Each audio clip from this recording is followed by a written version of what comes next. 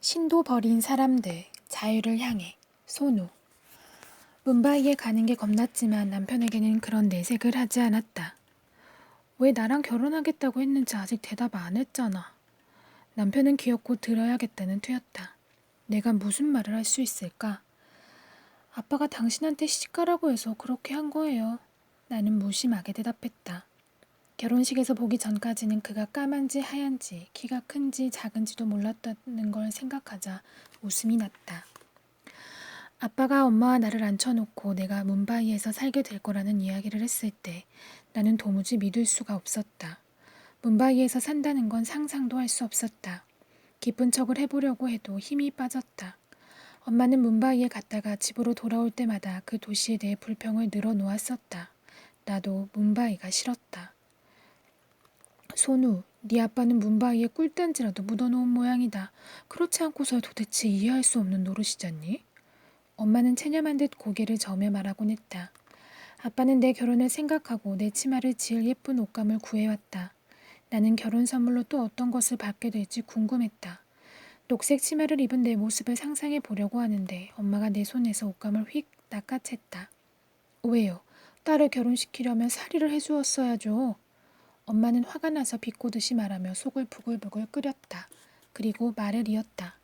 그러니까 당신 딸이라고 해서 당신 맘대로 배필을 정할 수 있다고 생각하는 거예요? 신랑감을 정했다는 얘기를 나한테 한 번이라도 한 적 있어요? 그리고 하고 마는데 다 놔두고 왜 하필 뭄바이예요? 내 딸은 절대로 뭄바이에서 못 살아요. 엄마는 감정이 격해져서 목소리까지 덜덜 떨렸다. 어째서? 아버지가 물었다. 뭄바이는 붐비고 더러워요. 사람들은 우글거리지만 정작 믿고 의지할 사람은 하나도 없잖아요. 다들 돈 때문에 몰려든 사람들 뿐이지. 그 사람들은 죽을 때 돈을 짊어지고 가기라도 한답디까? 엄마는 아빠의 못마땅한 표정을 무시한 채 말을 계속했다. 한번 말해봐요. 거기도 우리 동네 같은 강이 흘러요? 아이고, 거긴 나흘에 한 번 머리 감을 물도 충분하지 않잖아요. 그리고 또 대답해봐요. 거기서도 우리 산에서처럼 신선한 공기를 마실 수 있어요? 온갖 공장에서 뿜어대는 검댕 뿐이던걸. 툭 트인 곳이라는 건 찾아볼 수도 없고 건물에 임시막사에 아이들이 어디서 뛰어놀겠어요? 엄마가 물었다. 이제 조용히 하고 내 말 좀 들어봐. 그곳에는 돈이 모여 중요한 건 그거야. 나는 내 자식이 밥은 제대로 먹는지 어쩌는지 걱정하고 싶지 않단 말이야. 신선한 공기? 공기만 마시고 살 수 있나? 아빠가 말했다. 더 얘기하고 싶지 않아요. 벌써 결정을 했군요. 나한테는 물어볼 생각도 하지 않고 당신은 손우가 아직 어리다는 것조차 신경 쓰지 않죠. 엄마는 가슴이 무너져 내리는 괴로움으로 눈에는 눈물이 고였다. 왜 그렇게 서두르는 건데요? 손우 한 입 먹이는 게 그렇게 부담스럽다면 내가 콩이라도 까서 벌어먹을 테니 걱정하지 말아요. 아빠는 화가 났다. 이봐, 별일도 아닌 일에 핏대 세우게 만들지 마. 충분히 생각해서 내린 결정이야. 이건 황금 같은 기회고 당신의 멍청한 반대 때문에 내 판단이 흐려지는 일은 없을 거야. 당신은 딸을 평생 품에 끼고 살려는 거지. 하지만 손우는 아직 어린아이라고요. 아직 10살도 안 됐어요. 엄마가 말했다. 눈을 뜨고 아이를 다시 봐. 당신 눈에는 언제까지나 아이로만 보이겠지. 하지만 아이의 몸이 얼마나 빨리 여물고 있는지 좀 보라고. 어렸을 때 시집을 보내야 해. 우리 딸은 너무 예뻐. 사람들이 요즘 저 아이를 어떤 눈으로 쳐다보는지 보지도 못했어? 당신은 손우 엄마야. 당신이 이런 걸 먼저 눈치채서 나를 들볶아야 하는 거라고. 엄마는 곰곰이 생각하더니 다시 소리를 쳤다. 뭄바이에 돈이 몰린다고 했죠? 손우의 신부값으로 얼마를 받을 건데요? 아니 이젠 돈 얘기야? 조금 전까지만 해도 돈 때문에 시집 보내는 거냐고 따졌으면서. 당연하잖아요. 내 딸이 이렇게 예쁜데 그만한 대우를 받아야지. 엄마와 아빠는 내가 옆에 없는 것처럼 내 이야기를 했다. 나는 한쪽에 웅크리고 앉아 있었다. 나에게 무슨 일인가 일어나고 있었다. 전에는 아무도 나에게 예쁘다고 말해준 적이 없었다. 그런데 그날은 엄마가 그 말을 10번은 한 것 같았다. 전에는 한 번도 그런 말을 한 적이 없고 어쩌면 그렇다는 걸 깨닫지도 못했을 것이다. 내가 건강하다는 건 알았다. 늘 아파서 드러눕는 내 친구 사쿠와 다르다는 것도 알았다. 그런데 엄마는 농장 일을 하러 갈 때 오빠는 데려가면서도 나는 한 번도 데려간 적이 없었다. 그리고 나한테는 늘 이렇게 말했다. 집단속 잘하고 있어. 혹시 누가 너한테 못된 맘을 먹을지도 모르니까. 가끔 밭에 점심을 가지고 나갈 때도 있었다. 엄마가 아침에 바크리를 만들어 놓고 나가면 나는 바크리와 함께 먹을 생망고와 과일 열매 처튼이를 만들어 가거나 양파와 마늘을 조금 챙겨갔다. 엄마는 긴 치마를 입고 몸을 잘 감싸라고 신신당부를 했다.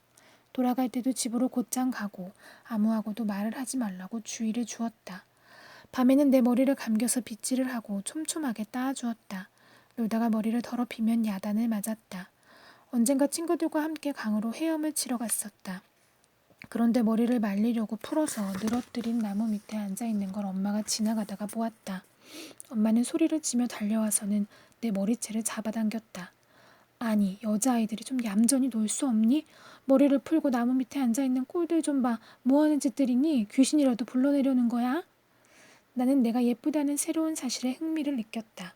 하지만 집에 거울이 없었기 때문에 확인해 볼 길이 없었다. 아빠와 엄마는 내 결혼 문제를 놓고 점점 더 열을 올렸다. 엄마가 돈 이야기를 꺼내자 아빠가 다시 발끈했다. 아빠는 당신 딸이 비싼 값에 팔려고 내놓은 물건이 아니라고 말했다. 단지 제 식소를 잘 먹이고 입힐 만큼의 돈벌이를 하는 사람을 찾았을 뿐이라고 했다. 나는 돈을 원치 않아. 내가 원하는 건 뭄바이에서 먹고 살 기술이 있고 내 딸을 행복하게 해줄 건강한 사람이야. 맞아요. 하지만 그럴 정도가 되려면 다 큰 남자여야지. 아직 덜 자란 소년이면 안 되잖아요. 엄마가 맞장구를 치며 말했다. 그래, 내가 마음에 두고 있는 사람은 건장한 남자야. 그리고 아주 똑똑해. 사람들 말로는 고라 사회부 밑에서 여러 가지 일을 하고 많이 배웠대. 고라 사회부의 말도 할 줄 안다더군. 알았어요. 그만해요. 됐다고요. 추잡한 고라 사회부 흉내를 내려는 반푼이 같은 사람들은 보기도 많이 보고 그들에 대한 이야기도 많이 들었어요. 그런 사람은 내 딸한테 손도 못 대게 할 거예요. 그래요. 그런 사람한테 시집을 보내느니 차라리 우물에 빠뜨리는 편이 낫다고요. 들어봐. 주변에다 슬쩍 물어봤는데 전부 칭찬을 하더라니까. 나라고 우리 손우의 미래를 걱정하지 않는 줄 알아? 하지만 대답해봐요. 당신이 그 사람을 직접 봤어요? 만나봤냐고요. 얘기는 나누어 봤어요? 생기기는 어떻게 생겼던가요? 말 한마디 한마디에 엄마의 걱정이 묻어났다. 보기는 했지만 만났다고는 할 수 없어. 우리 철도회사의 높으신 양반들하고 얘기를 하고 있더군. 지금은 너무 많은 걸 묻지 마. 그는 우리 카스트고 건강하고 벌이도 좋아. 뭐가 더 필요해? 내일 그쪽 사람들이 결혼 문제를 상의하러 여기 올 거야. 결혼식은 우리 마을에서 해야 돼요. 엄마가 볼멘 소리로 외쳤다. 그리고 말을 이었다. 당신네 뭄바이로는 가지 않을 거라고요. 여기 마리아의 여신 앞에서 두 사람이 결혼을 하고 축복을 받았으면 좋겠어요. 그리고 마을의 사람들이 전부 손우의 결혼식 잔치에 와서 두 사람을 축복해 주어야 해요. 그리고 당신의 심술궂고 늙은 고모가 이 결혼식에 참견하지 않았으면 좋겠고, 그리고 또 엄마의 말은 끝이 없었다. 나는 너무 어려서 내가 뭘 원하는지도 몰랐다. 내가 얼마나 예쁜지 볼 수 있게 거울이나 하나 있었으면 좋겠다는 생각뿐이었다. 엄마는 그날 밤 한숨도 못 잤다. 엄마가 아빠한테 뭐라고 하면 아빠가 얼른 잠이나 자라고 채근하는 소리가 계속 들렸다. 다음날 아침에 엄마는 일찌감치 나를 깨웠고 매일 나가던 농장에도 나가지 않았다. 집 안팎을 정신없이 돌아다니며 깔끔하게 치웠다. 그런 다음에는 병아리콩 가루를 염소젖에 개서 내 얼굴과 팔, 다리에 발랐다. 나를 목욕시키고 머리도 감겨서 잘 빗긴 후 아주 촘촘하게 따아주었다. 엄마가 작은 옷가방에 간직했던 좋은 사리를 꺼냈다. 나는 사리를 입어야 된다는 사실을 알고 펄쩍 뛰었다. 엄마는 등을 찰싹 때려 입을 다물게 했다. 팔을 올리고 똑바로 서 있으라고 했다. 이쪽으로 돌아라, 저쪽으로 돌아라, 다리를 벌려라. 주문이 이어졌다. 사리의 한쪽 끝이 내 다리 사이를 지나 허리끈 속으로 들어갔다. 팔랑거리는 다리 쪽은 갈비뼈와 가슴을 감싼 다음 왼쪽 어깨 너머로 길고 근사하게 늘어뜨렸다. 사리는 녹색이고 가장자리에 노란 선이 굵게 들어갔다. 낡아서 올이 풀린 부분이 있었기 때문에 엄마는 조심하라고 계속 주의를 주었다. 사리에서 어깨 뒤로 늘어뜨리는 부분인 파다르가 질질 끌렸다. 손이. 때가 때려서 그랬는지 엄마가 나를 부리는 소리는 손이처럼 들렸다. 엄마가 지금 너보다 더 어렸을 때 아빠네 가족이 나를 보러 오는 날 네 할머니가 바로 이 사리를 엄마한테 입혀주셨단다. 엄마한테 그랬던 것처럼 너에게도 이 사리가 행운을 가져다 주었으면 좋겠구나. 이걸 할머니의 축복으로 생각하렴. 엄마는 내 머리 둘레로 손바닥을 휘휘 젓고 마디를 꺾어서 소리를 내고 내 머리 위에 침을 뱉고는 주변의 도사리 낚귀를 물리칠 노래를 부르기 시작했다. 우리 손이를 보는 모든 것들에게 경고하노니 잘 듣거라. 한 번 하면 두 번은 안 할 것이니 오는 것들과 가는 것들, 졸졸 흐르는 개울이든 콸콸 굽이치는 계곡이든 나뭇가지 타고 오르는 담쟁이든 하늘에 찌르는 거목이든 올라가고 내려가는 그 누구 그 무엇이라도 위로 넘어가고 아래로 기어가고 어디로 가더라도 우리 손이는 건강하고 활기차게 놓아두어라. 조심하거라. 사악한 생각들이 돌아와 머리를 어지럽힐 것이니 사리는 내가 걸치기엔 너무 컸고 그 차림으로는 걷기도 어색할 뿐만 아니라 옷에 파묻힐 지경이었다. 엄마는 조신하게 걷고 얌전하게 앉는 법을 직접 보여주었다. 그러고는 걷고 앉고 일어서는 연습을 시켰다. 몸을 굽히고 실제로 닿지는 않지만 거의 닿을 듯이 손님의 발을 향해 손바닥을 뻗어 예를 표하는 방법도 가르쳐 주었다. 그런 다음에 엄마도 몸단장을 했다. 결이 거친 세몰리나 밀가루로 특식도 만들었다. 준비를 다 마친 후에는 손님들이 오기만을 기다렸다. 터번을 쓴 남자 둘이 도착했다. 손님을 정면으로 보면 안 된다는 주의를 받았다. 누가 뭘 묻더라도 바닥을 내려다보며 대답을 해야 했다. 눈을 마주치는 건 예의가 아니었기 때문에 나는 두 사람이 어떻게 생겼는지 알 수 없었다. 관례에 따라 아빠가 손님들의 발을 씻겨주었고 두 사람은 들어와서 미리 깔아놓은 돗자리 위에 앉았다. 아빠가 말을 시작했고 가족과 친척의 목록을 주고받았다. 엄마와 나는 한쪽 구석에 앉아 있었다. 와서 인사를 하라는 아빠의 말에 몸이 덜덜 떨리기 시작했다. 용기를 내서 사리를 추슬렀다. 늘어진 부분으로 등을 감아 앞으로 당겼더니 가슴을 한 겹덕 감싸게 되었다. 엄마가 시킨 대로 총총히 걸어 손님들 앞에 섰다. 그들은 내 이름을 물어보았고 어디 모자란 부분이라도 있나 확인하려는 듯이 걸어보게 했다. 그러고는 뒤로 돌려 세우고 내 종아리를 들여다봐서 까무러칠 뻔했다. 어디 흠은 없는지 검사를 받는 우시장에 소가 된 기분이었다. 천만 다행히도 소와는 달리 나를 직접 건드리지는 않았다. 손님들은 나를 자기들 앞에 앉혔다. 그중 한 사람이 물었다. 밥그리를 보기 좋고 둥글게 잘 찢어서 만들 수 있느냐? 나는 눈을 내리깐 채 고기만 끄덕였다. 긴장이 되고 관자놀이에서 맥이 뛰는 게 느껴졌기 때문에 엄마가 그러라고 시키지 않았더라도 자연스럽게 그렇게 될 수밖에 없었다. 엄마는 당신이 매일 밭에 나가기 때문에 음식은 늘 내가 만든다고 대신 대답을 했다. 내가 할 일은 그걸로 끝났다. 그들은 차를 마시고 과자를 먹으면서 여러 가지 결혼과 관련된 일을 의논했다. 돌아갈 때가 되었을 때 한 사람이 또 다른 사람에게 말했다. 바느질을 해보라고 한다는 걸 잊었군. 시력이 나쁠지도 모르잖아. 아이고 저 아이를 보세요. 아주 건강해 보이잖아요. 얼마나 나긋하고 날렵한지 못 봤어요? 손님들이 돌아가기 무섭게 엄마는 참고 참았던 질문을 했다. 어느 쪽이 신랑이에요? 당신 제정신이야? 그 사람은 오지 않았어. 그 사람 삼촌하고 사촌 형이야. 왜 안 왔대요? 어떻게 생겼는지 보고 싶었는데. 일이 바빠서 시간을 낼 수가 없대.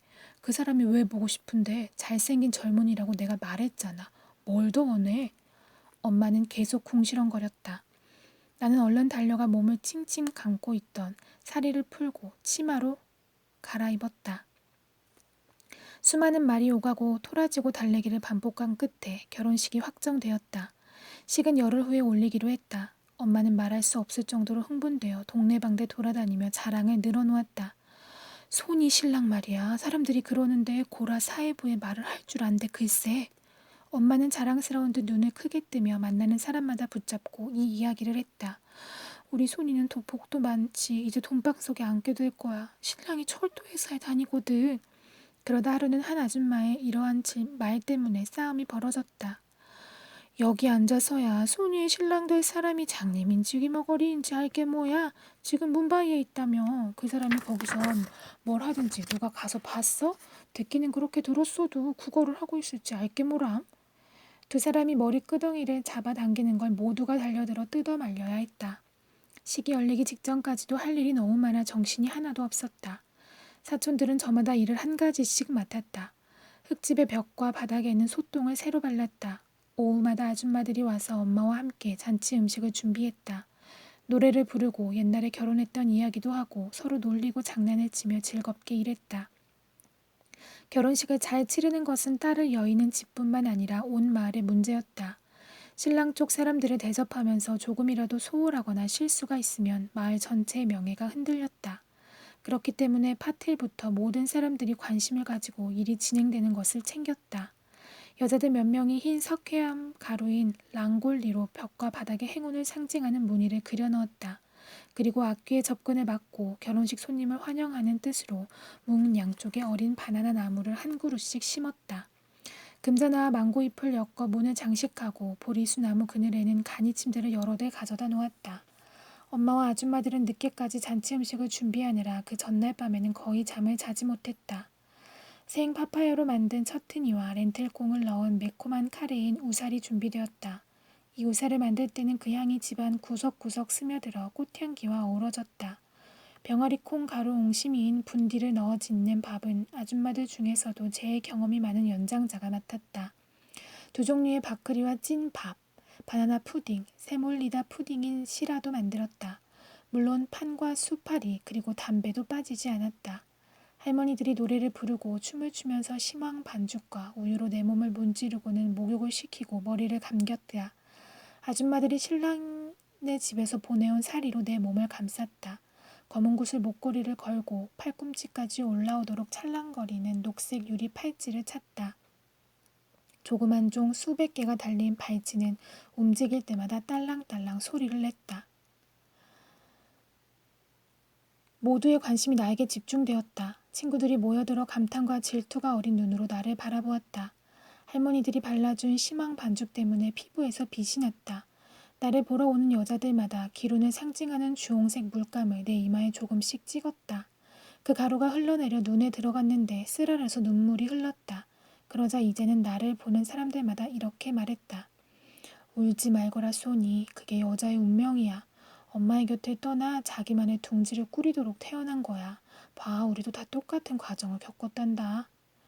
잠시 후 북과 심벌즈가 쿵쿵 쨍쨍 울리면서 혼인을 치르러 온 사람들이 도착했음을 알렸다.